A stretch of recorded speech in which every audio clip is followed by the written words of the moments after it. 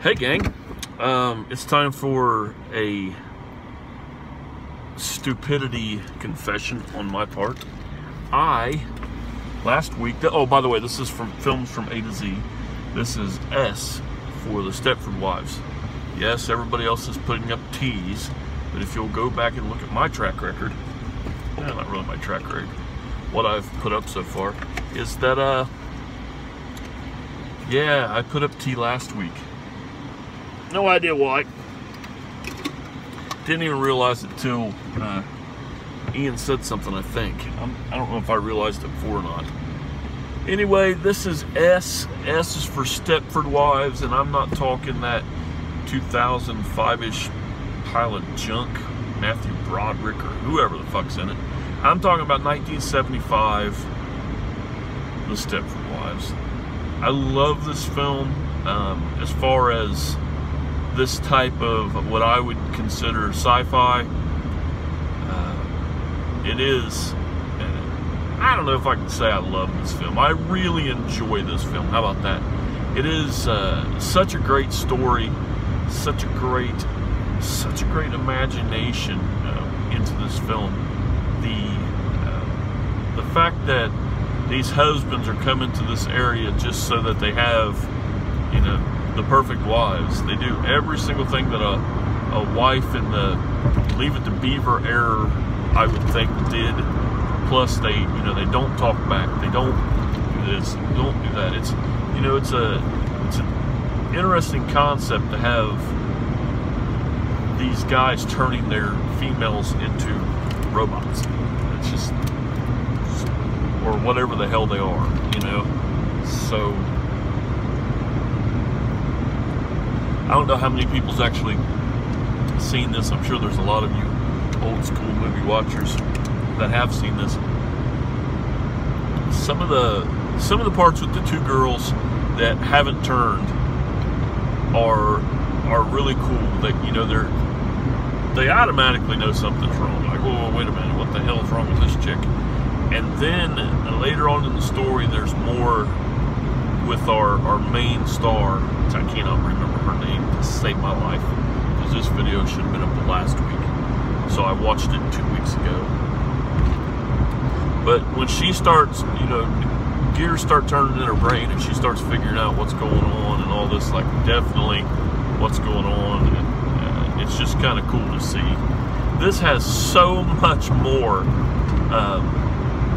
appeal to it than the remake. I can't even imagine ever watching the remake again. I wouldn't watch it anyway, and I may not ever watch this one again. You know, it's one of those movies that, you know, here or there, but I still enjoy watching it when I watch it. So the other one, I watched it when it first came out, and I remember thinking, what the fuck? And then it, you know, it kind of dawned on me that this is a remake. I'd seen the story before, and I had a hard time, like, did I read this? Did I see this?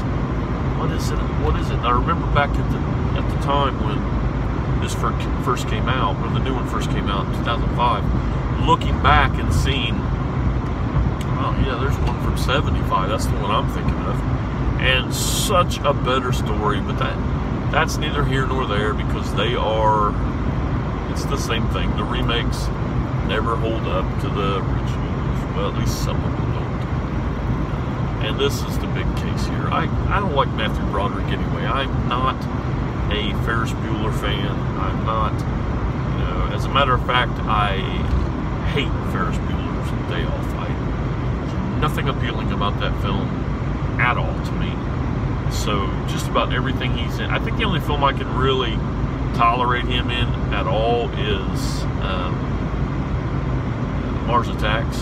I don't know why I'm talking about Matthew Broderick in the middle of a video about the Stepford Wives from 1975. I don't know. It's just the way my mind works, I guess. Anyway, I'm kind of interested to see what you guys think.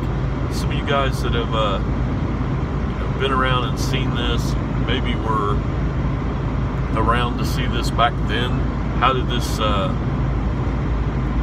how did this film go over back in the day? You know, was it something people talked about?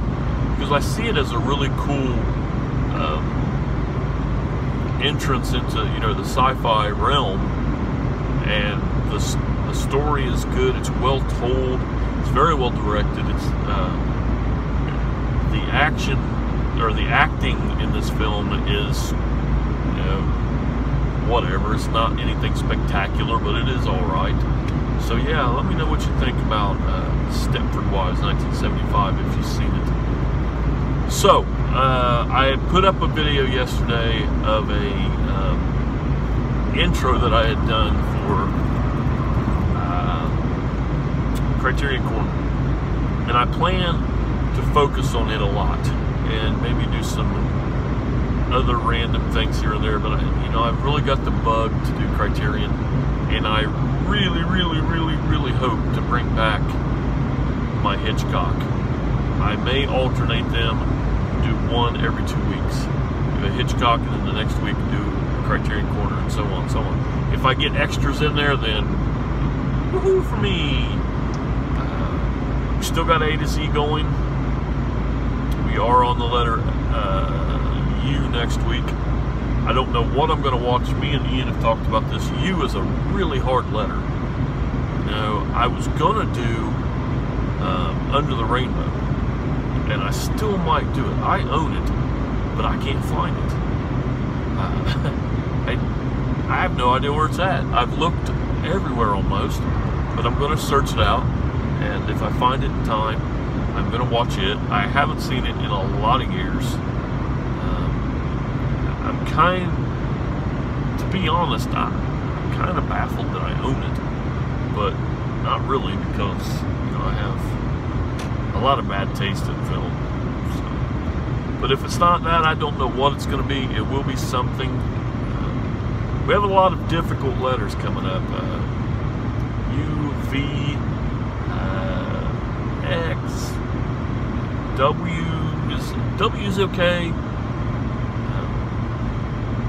I can't see Y being any fun.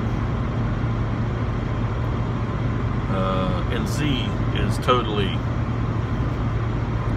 I know I own a few Z movies, so who knows? Who really knows? Until then, I'll see you guys later. And remember, watch out for Criterion Corner. Oh, actually, I had Ian pick the movie for next time. I'm going to put them in my phone, because I have this collection app on my phone, and I can shake it and get a film to pop up. And I may just shake it until I get a Criterion to pop up and watch that. But in the app right now, I've only scanned, because you just scan the barcodes. It's really fucking cool. And it's probably been out for a billion years.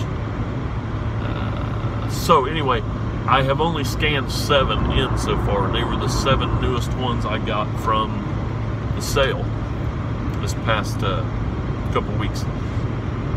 So I had Ian pick a number between 1 and 7, and I had wrote them down 1 through 7. And it seems like next week we are going to be watching Young Mr. Lincoln, Harry Ford, and Henry Fonda. So this has been on my list for a very long time, and I keep moving it down, but I was able to, with my birthday coming up and stuff like that, I was able to get everything on my Criterion list bought, and until new stuff comes out. So the 7 films I have are the last of my list, and that's it. So look out for Young Mr. Lincoln coming to a corner near you.